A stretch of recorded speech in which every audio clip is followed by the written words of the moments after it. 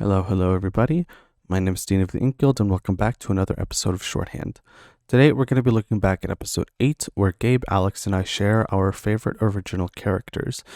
Now, something that makes the InkGuild podcast unique is that it's not just a podcast where creative writers share their opinions on tropes, cliches, genres, whatever, but it's also a chance for us to share our stories and what makes each of them unique, from our world building to our characters to how long we've been writing it. So if you enjoy that, keep an eye out for more Shorthand episodes, or you can always check out the original episodes.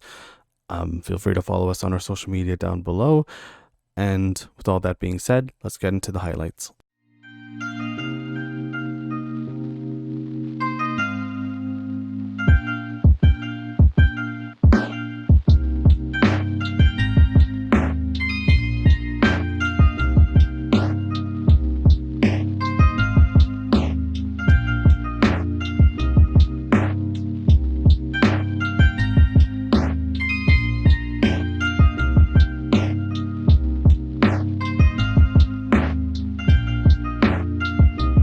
Welcome back. I'm joined today by Gabe and Alex. You guys want to say hi? Hello. I'm sorry, quick thing, but like whenever two voices sync up on the same word, it always makes me smile. Between the three of us, we each have a whole universe worth of characters. One of us, we have literal universes of characters, but we'll get to that later. It's hard kind of narrowing down some of our own personal favorite characters, but we've discussed to talk just about 3 today. One of my favorite characters as part of the series, but not this first book yet, is a character called Brit Omaya. She is a Zuran, and that's Zuuran, as part of a land called Zur in my world. She's more than a Zuran, actually. Brit is a Silo. Sylo, and Silos are my take on the Valkyries. So not only is think of it like the military. They're the soldiers for that land, and Brit specifically, she has had a high ranking in that until a fatal accident has taken away her eyesight. Anyway, The first character I'm gonna go with is a character from a fantasy series I've been working on called the Night Reaver Saga, and he's a character that I sort of have planned to show up in the 4th book. His name is Henrik Bloodstorm, and he's also sometimes known as the Naked Knight. I doubly love it now. His whole thing is that he's this huge, incredibly buff macho man who wears this giant suit of armor to get into battle, but if he's pressed, if he's strained, if he's fighting a particularly cunning opponent, he will take every piece of his armor off in order to become a much faster opponent and just run around the battlefield butt naked at lightning speed. He's like an NSFW Rock Lee from Naruto. He just drops all of his extremely heavy armor and bolts around the battlefield. Dude, that's amazing! That's actually amazing. How'd you come up with that character? I think it was just the name. I was just like, the Naked Knight. And then I just sort of expounded from there. I was like, okay, why is he called the Naked Knight? And then I was like, he fights naked. And then I was like, all right, why does he do that? And then once you just start going down that rabbit hole, suddenly you have this character who has incredible superhuman speed once he gets buck naked.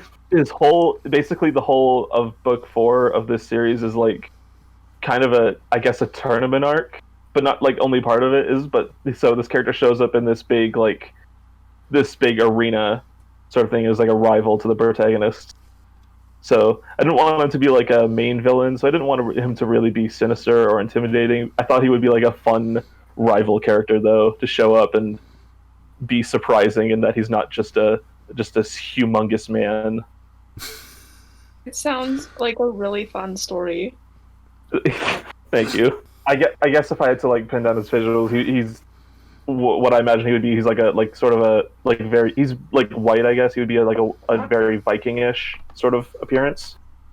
Big beard, Yeah. very like smushed kind of angry face at all times, but like a sort of crazy looking smile, like how Vikings always look when they go into battle, where they're grinning and just.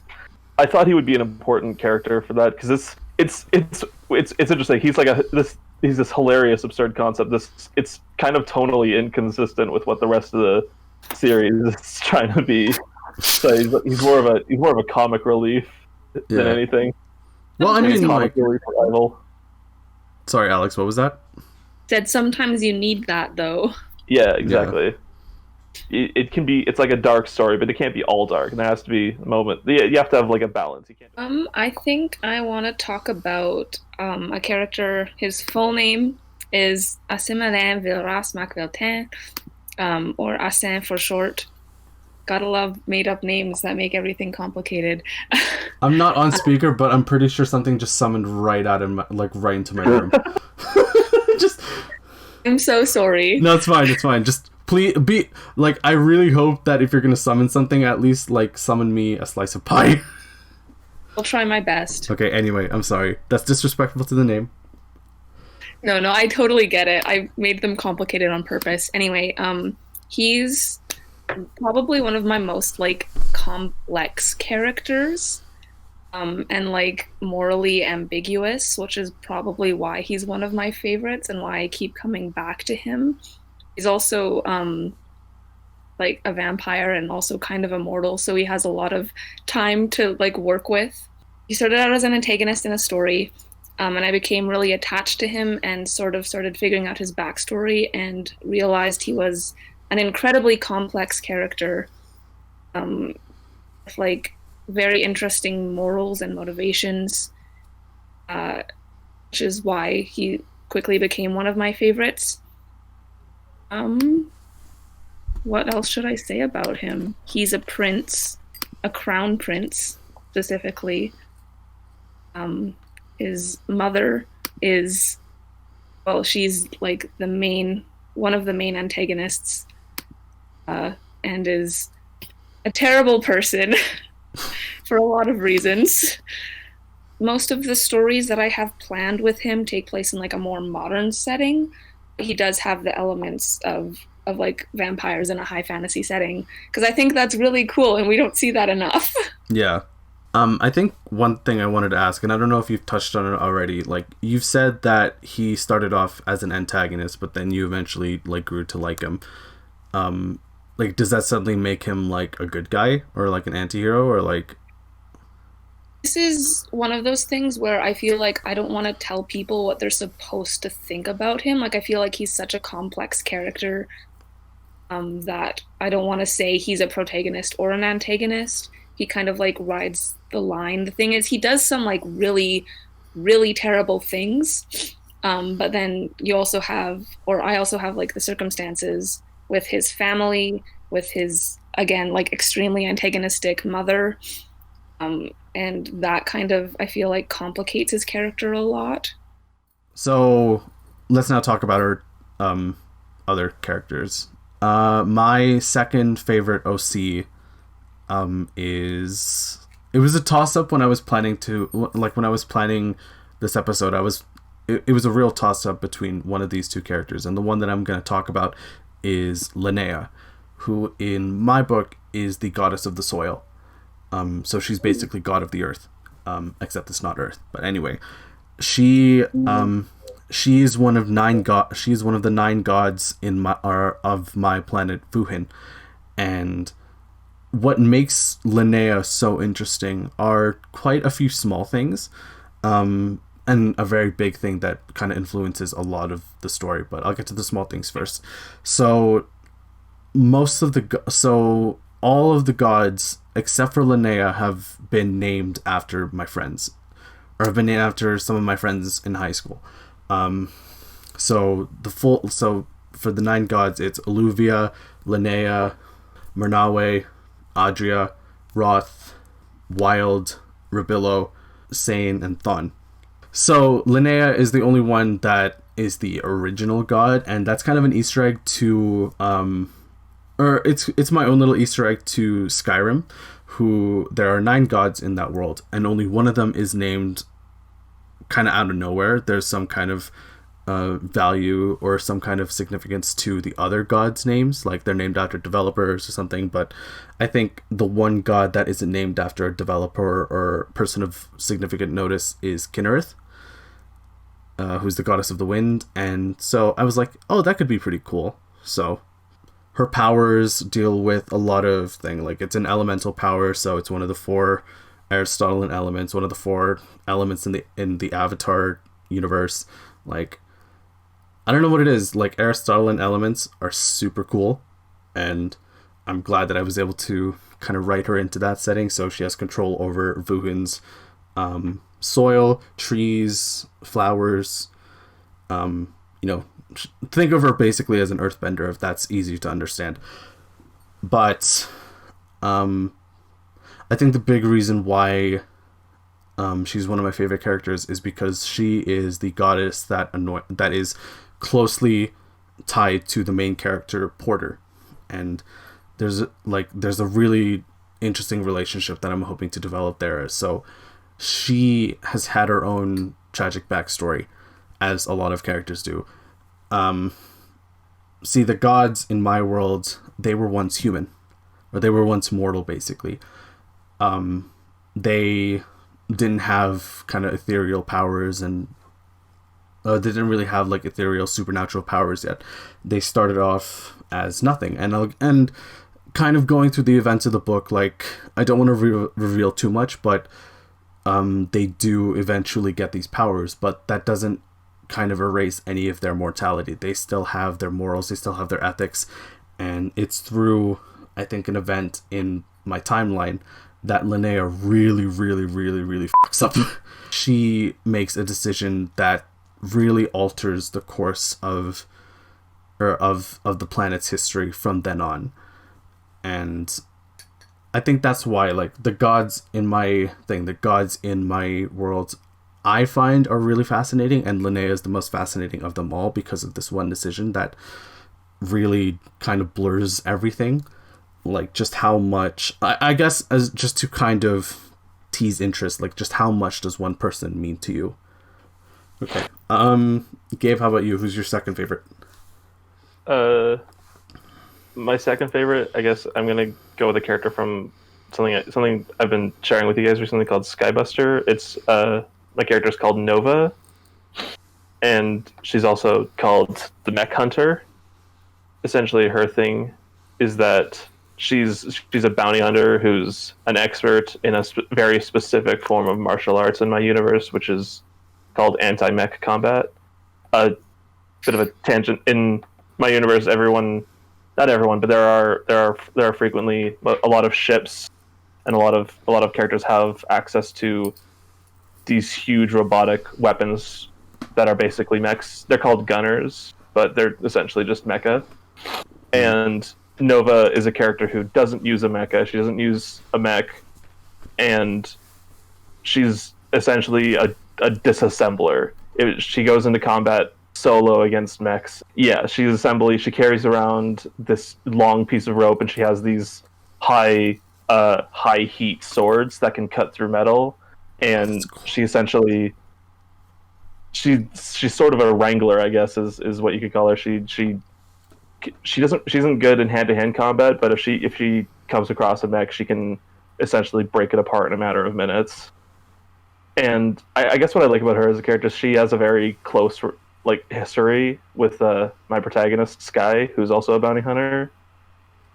Essentially, long before, 14 years before the story takes place, they both experienced a traumatic loss at the hands of a highly wanted outlaw, and Sky has since sort of forgotten about it. He's made his peace with it, and he just wants to be a bounty hunter. He just wants to follow in his father's footsteps and become a good bounty hunter. But Nova has not yet. She hasn't reconciled with the past, and she hasn't made peace with it. She still hangs on to the grudge, and she actively resents Sky for sort of making his peace with it. She sees it as he's forgiven, essentially, his father's killer and her brother's killer, and so there's this sort of they were friends in the past, but now they're rivals thing going on.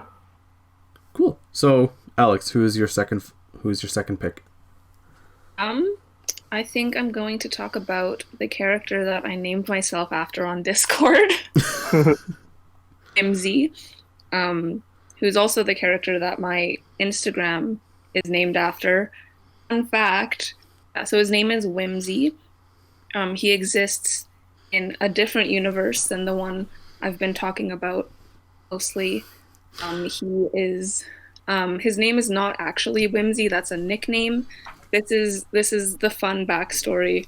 This is a fun character. Wait, so then if Whimsy is just the nickname, what's their full name? Empyrean, which is like a person related to the sky, which is relevant because he is like a demigod, sort of. And then my joke about it was that there was a time when there were a bunch of demigods born on the planet, and all their parents were like, oh, they need like a high, powerful sounding name. So they all named their children Empyrean. But then half of them were like immortal, so they needed ways to like differentiate between them. So then they all got nicknames. So this character, Whimsy, was considered the whimsical Empyrean. There's the Instagram name. Oh, that's so cool. I love that. Yeah. I love that so much. In my universe, originally, I had like actual gods and stuff that I was basing off of like the Greek gods and stuff. And then I decided I didn't want to do that. So his actual godly parent is just the general sky god. Whimsy is like canonically one of the most powerful characters in like the entire universe. He has like crazy wind powers. He can like kick up a hurricane and stuff. But he basically never uses his abilities unless he has to. He's actually like a really chill dude too. He tends to just like float around and sleep. I have like this thing where I think magic is really fun when it's like connected to the eyes. So a lot of the characters in this universe specifically, when they use their magical abilities, something happens to their eyes, like they light up or like symbols appear or that kind of stuff. Yeah, so Whimsy, his magic is kind of so powerful that even if he has his eyes open, stuff starts happening. So he just like keeps his eyes closed basically all the time. He's also like in this universe, there's like not like a place where like other demigods can go for like protection, sort of, that are run by like the immortal and really powerful ones, and then like any of the ones who are not immortal or any of the ones who are less powerful or just don't have anywhere to go can like go there to like be safe and learn how to use their abilities and stuff. And Whimsy is the like front desk secretary and also the first line of protection in case, they're attacked or anything. He's like a favorite among the students because he'll just like float through the classrooms and check up on everyone. So I had asked before, like, and this will segue actually into my final favorite OC, but I think characters that have a lot of meaning more than just like, more than just their tragic backstory, their creation. Like, I think when there's a lot of sentimental value behind creating a character, that really makes them your personal favorite. Mm-hmm. And like, it's good to hear the story on Whimsy and just how much he means to you. In terms of characters that mean a lot to me, there is Porter's best friend, Magna. Magna is a full-born hymnic. She comes from two northern hymnic parents. Magna and her family immigrated to Illyria for, I guess, work reasons for her father, Magnus. And then her and Porter met, funny enough, because of a theft. So when I really want to make sure this backstory works because it is one of my favorite backstories. Porter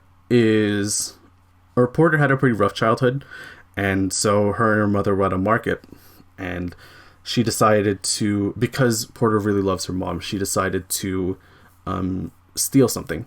And, you know, she wanted to steal something that would kind of help pay for like dress or something really nice for her mom to wear, maybe some groceries here and there. And coincidentally, she found a pocket watch dangling from the pocket of a hymnic. Or from a hymnic man.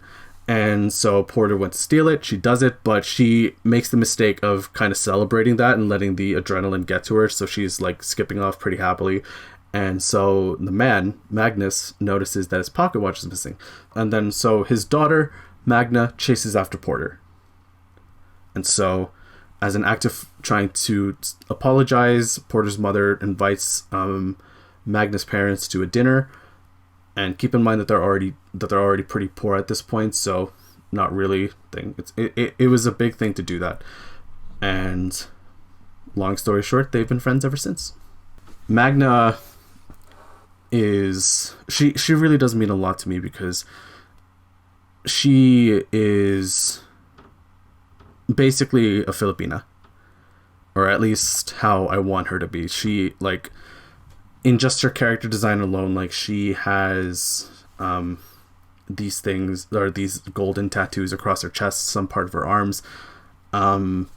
Those I'm hoping to describe well enough to kind of allude to the traditional Filipino tattoos that, you know, pre-Spain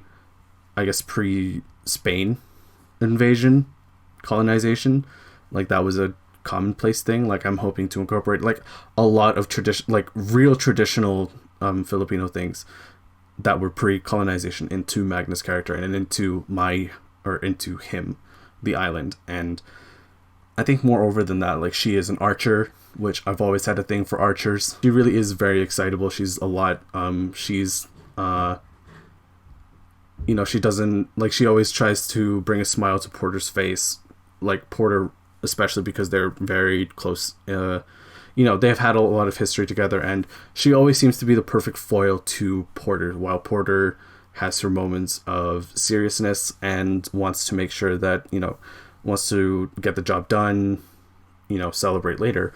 Magna has always tried to bring out that joy and happiness in Porter, and she really cares about her, like really does. And, you know, she does that by being a goofball. She does that by being very excitable when Porter's being kind of down. Like someone has to do things. Someone has to bring a lot of joy to a person that has gone through a lot. And Magna is that person that does that for Porter. So I think without Magna, like Porter is still the protagonist of my series, but I think without Magna it just wouldn't be the same. So Gabe, who's your third favorite? Or I guess your first favorite. I don't know. who's your third pick? How does any of this work? My third pick is a character from a story that I've shared with you guys a little bit, called Folklore. My character's called Kuznet. Or Kuznet. I'm not sure how to pronounce it. It's a Russian name. And essentially Kuznet is the leader of a gang of smugglers and arms dealers in a town called Bialev on the Russian-Mongolian border. On the Russian-Mongolian border. So essentially Kuznet is she's this gangster that one of the protagonists, Dmitri, gets sort of involved with as he's investigating a meteor that has crashed into this town and its effects of radiation on the population. She's this gang leader who gets kind of wrapped up in her gang dilemma, her gang conundrums, and the inner politics of the organized crime here. There's essentially a power struggle between the gangs from the just real tangent. There's 7 districts in the town: the Herb District, the Salt District, the Heart District, the Lotus District, the Cloud District, the Moon District, and the Outer Steppe. And she's the head of a gang in the Salt District and is at odds with a gang from the Lotus District. What makes her interesting to me, though, is sort of how she carries herself and the way she is. She's sort of this aloof and very dismissive person. It seems like she's very torn into this power struggle, but it's almost like she could care less about the outcome of it. there's frequent vague allusions to the idea that she is aware that she's in a book and that she isn't real and that none of this is real. It's not really like not like anything Deadpool-y. Like, she doesn't break the fourth wall or... Yeah, I was just about to ask. I'm like, Yeah, no, she doesn't. There's no like, oh, I'm in a book and I don't care how this ends. There's just vague allusions to the idea that, like, there's an offhand line where she mentions where she alludes to the fact that this scene has taken up too much time in this chapter and we have to move on. I guess on that note, Alex, who would your third character pick be? My final character is Princess Madeline Alice Marriage, otherwise known as May. She is the protagonist of a novel I have written called The Crown Upon My Head.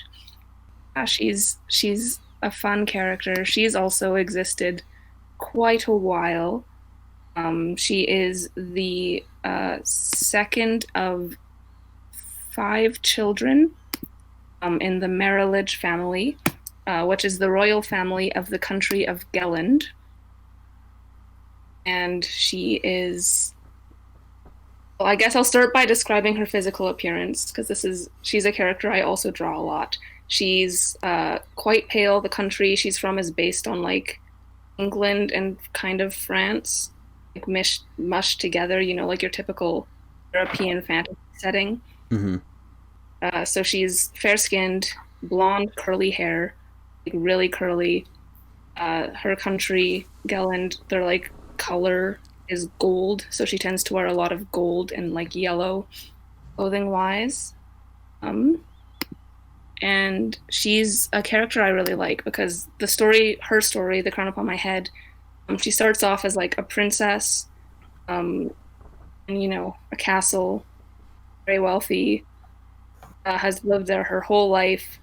And an important thing to know is that in the world that she's from, there is magic, and magic is extremely, extremely illegal. Like, people are terrified of it. Like, there's executions and stuff if you're even like accused of having magic. It can get really bad. Yeah. And one day she finds out that she has magic. Shocker. So we didn't see that coming, right? Yeah. And more importantly, she doesn't have just like regular magic, because I like to make my magic systems more complicated than they need to be. And there's like 2 levels of magic in this world. Yeah. There's like magic that anyone can learn, and then there's specifically guardian magic.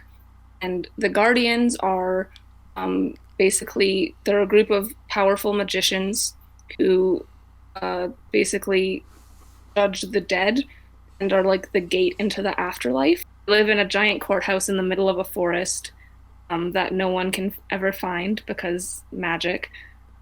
May finds out one of the guardians has to like deal with that, essentially.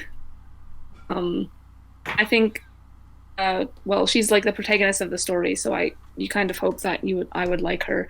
But I think a part of the reason I like her is she has to go through like a huge character arc from being like afraid and scared of magic to realizing she has it and having to learn how to control it, and having to like work to understand like her role in the world, and also like the people she's been afraid of for so long, aka like the other guardians. Cool. So guess that kind of wraps it up until the next episode, because like I've said in the beginning, the 3 of us, just the 3 of us, we have like whole multiverses worth of characters. I guess with that all being said, this concludes another episode of the InkGuild Podcast. Thanks for listening, everyone, and have a good night.